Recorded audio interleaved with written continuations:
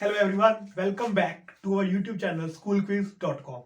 And as you know, my name is Danish Agarwal. As we have started our chapter number 4, that is structure of atom. Okay, I have already made 3 videos on that. In first video we have discussed about the introduction of the chapter structure of an atom and Thomson model of an atom. And in our second video, we have discussed about Rutherford model of an atom. And in our third video, we have discussed about drawback of Rutherford model of an atom and Pohor's model of an atom. So all the three previous videos are very important.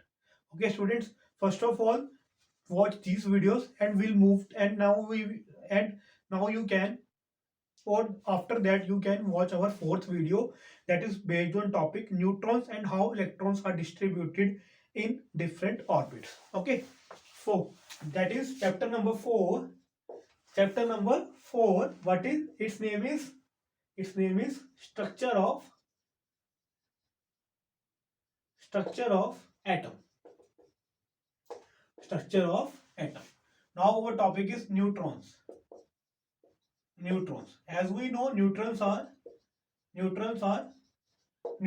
Neutrons are neutral. They are discovered by what? They are discovered by J. Chadwick. Sometimes one number MCQ comes that who discovered the neutron.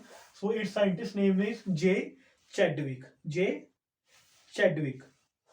As we know, neutron is the subatomic particle.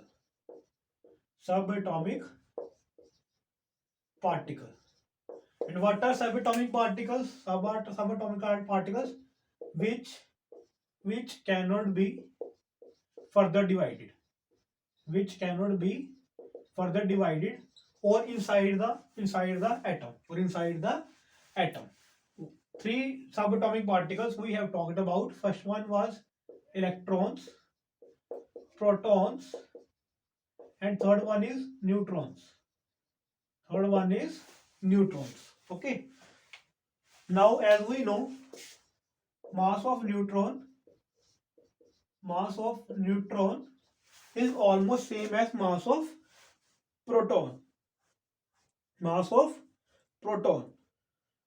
mass of an atom, okay, mass of proton is equal to mass of neutron is equal to mass of proton. And we know these are present inside the nucleus. One very important question.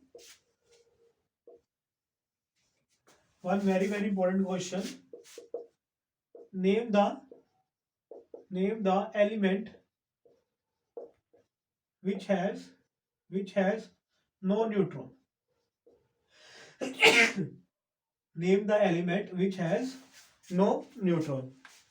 Okay, think students on name the element which has no neutron. Think. It is our hydrogen. Hydrogen is the only element which has no neutron. As you know, atomic number of hydrogen is 1 and mass number is also 1. How we will find the number of neutrons? How we will find? Number of neutrons equal to mass number minus atomic number. So in this case, we will 1 minus 1 equal to 0. 1 minus 1 equal to 0. So hydrogen is the only element which has no neutron. Hydrogen is the only element which has no neutron. Okay. Now our topic is how electrons are distributed in different shells. How electrons are distributed in different shells.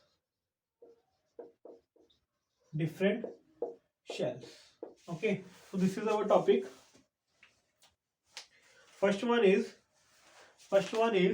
the the maximum number of the maximum number of, as we discussed, K shell, L shell, M shell, N shell. Okay, the maximum number of electrons, the maximum number of electrons present in the maximum number of electrons present in a shell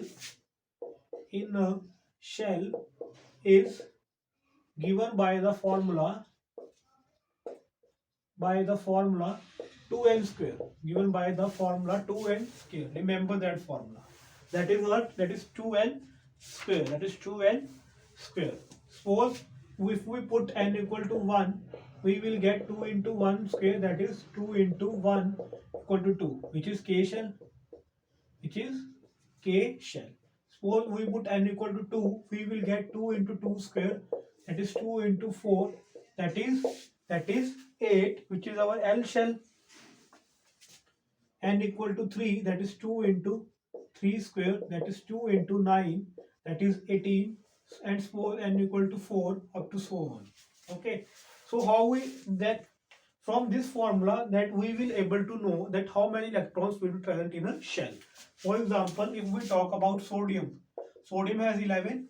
In first shell it has 2 electrons, and in second that it has 1 electron, and third in 1. For example, potassium 19, that is 2881. 2881, that is 19. That is 19. Or we can write it like 2 into 4 square. Okay, like 2 into 16 equal to 32. 32. Okay, now we will move to second postulate. Second point is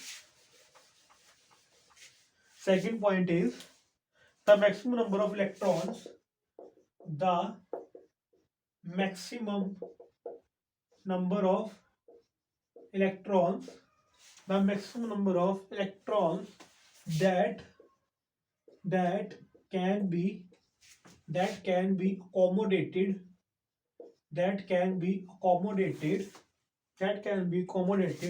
in the outermost shell is 8. In the outermost shell, that can be maximum number of electrons is 8. For example, if we talk about like chlorine, so chlorine, that is 287. So chlorine gain 1 electron to become Cl negative, and it will become 288. Like if we talk about potassium 19, it will be 2881, not 9. 2881, because the maximum number of electrons that can be accommodated in the outermost shell is 8. Third one is electrons are not accommodated. Electrons are not accommodated in a given shell. Electrons are not accommodated in a given shell unless the inner shells are filled. That is, for example, if we say this is our lithium 3, so it will have 2 and 1, so 2 electrons will be there and third electron will be there. It will not be like that first is vacant and in second, third, 3 electrons are present. Firstly, suppose these are the steps. First step, second step. Firstly, we will first ulta like it will be like first step and second step. So first we have to go on first step and then on second. Directly not on second is not possible. Firstly on first step and then on second. Okay. Firstly we will fill inner shells, and then we will go for outer shells. So some structures are given in your NCRT, like of sodium, potassium, hydrogen, helium, lithium. So it will be like hydrogen. As we know, hydrogen one, so it is nucleus. It is one electron. Like helium two, it will be like two electrons. Okay, like lithium three, that is two electrons, and in third electron, like for example sodium. Okay, in books dots are given, so you can make dots. You can make dots like, okay, like sodium 11. So nucleus two electrons, in that eight electrons, one, two, three, four, five, six, seven, eight, and in other like one. So as we know, in the maximum we have eight electrons in our outermost shell. So this is all about the topic how electrons are distributed. There are 3 points. First one is the formula is 2n square, and where n can be 1, 2, 3, 4, up to so on. If n equal to 1, that will be k shell, n equal to 2 l shell, n equal to 3 m shell, okay, and n equal to 4 n shell. Okay, now we have second point was that maximum number of electrons will be 8, and third point is outermost shells will be filled if the inner shells are filled. If the inner shells are filled. So I hope these two topics are clear to you. First one was neutrons and second one was how electrons are distributed in the different shells. So this is all about our today's video. So I hope you will like that. So thank you, students.